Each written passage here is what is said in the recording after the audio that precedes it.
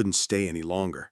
After the journals, after the whispers, after the box spoke, I had no doubt left. This place wasn't a house at all. It was something else, something alive. I snatched my keys, threw on my coat, and rushed to the door.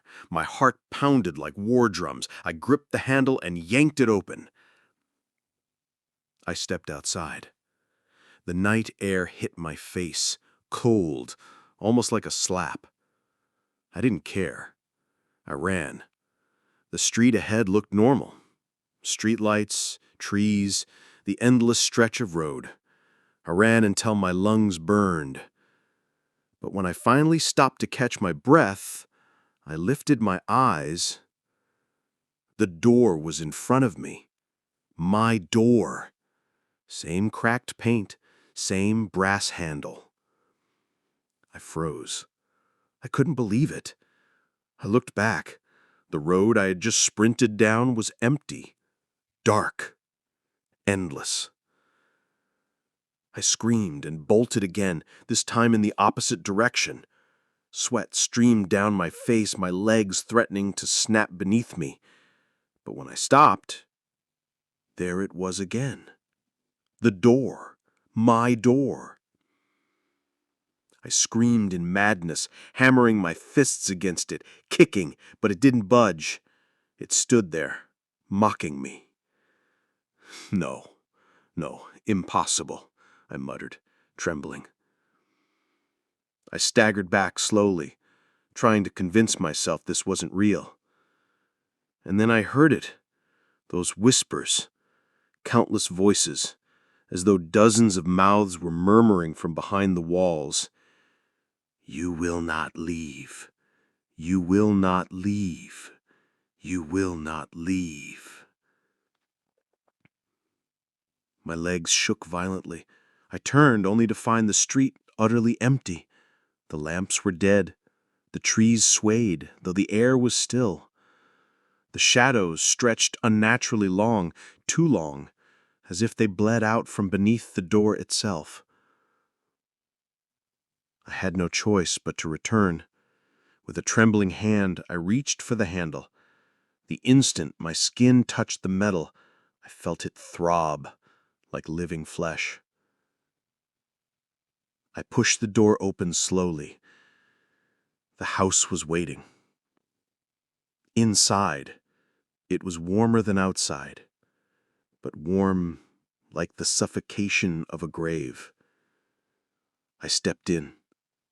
The door closed behind me on its own, with a sound like a sigh of satisfaction. And in that moment, I understood. The house would never let me leave. The house was hungry.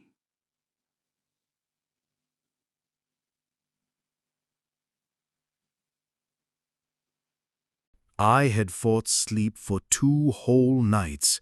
My eyelids were swollen, my eyes burned, my mind screamed, but I knew surrendering to sleep meant falling prey to the entity that fed on dreams. But the body has limits. That night I sat on the couch, clutching a cold cup of coffee, trembling. I tried to stay awake by any means, but at some point my head grew heavy and dropped. I didn't notice when my eyes closed. When I woke, I was somewhere else.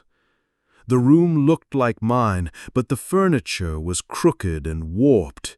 The walls breathed, and the ceiling dripped black blood. I tried to stand, but the floor was sticky, as if I was trapped inside something alive. Then I heard it. A heavy whisper coming from everywhere. At last you slept. My veins turned to ice. I turned slowly, and there it stood. A towering figure, taller than any human, wrapped in a dense darkness I couldn't describe, like the void itself had taken form.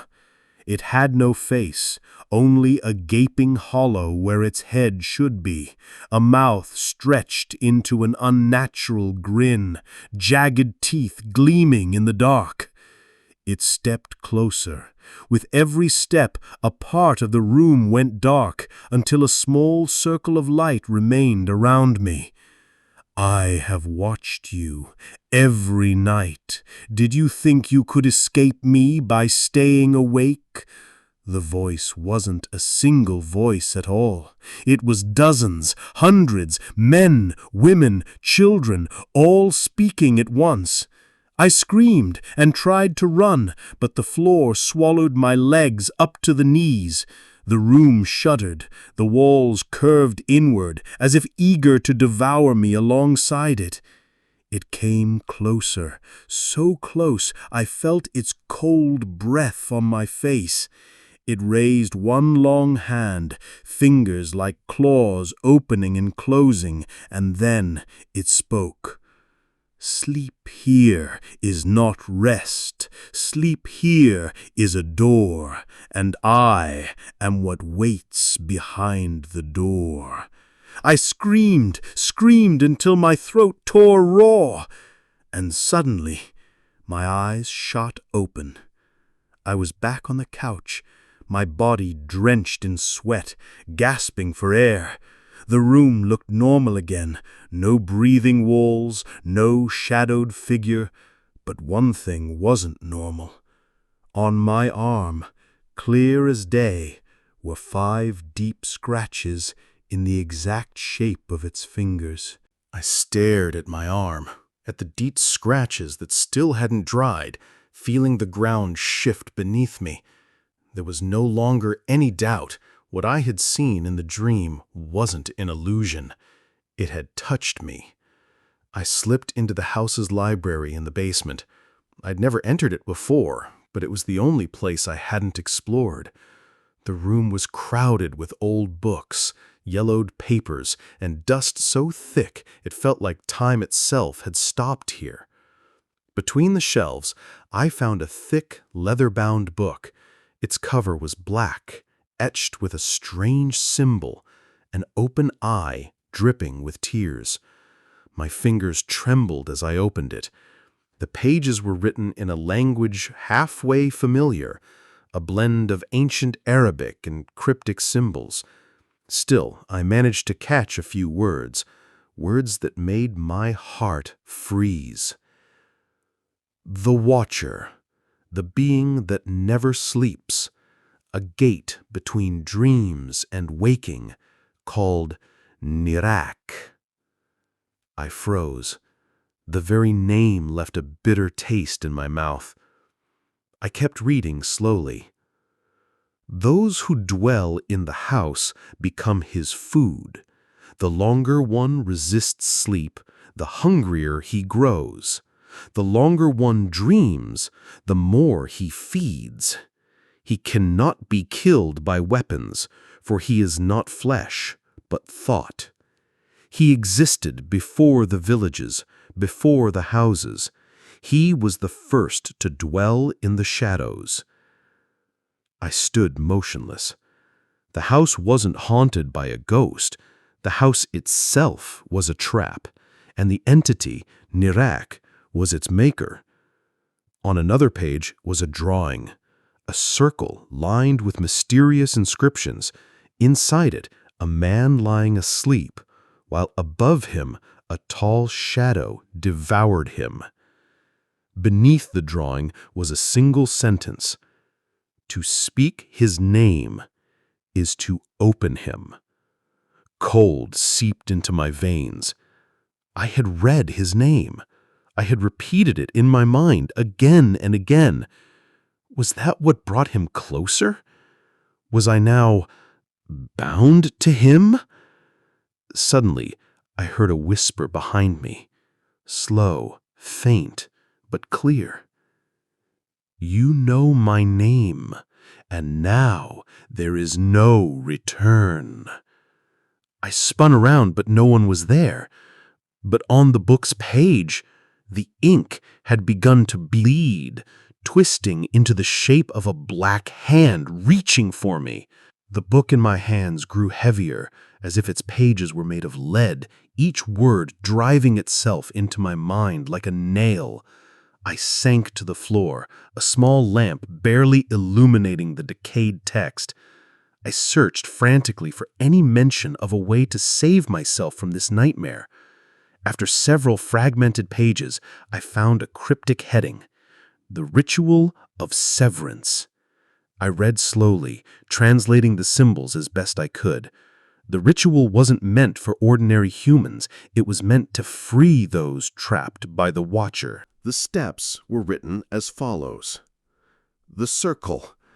It must be drawn from the ashes of an animal that died in its sleep. I pictured myself searching for such a thing.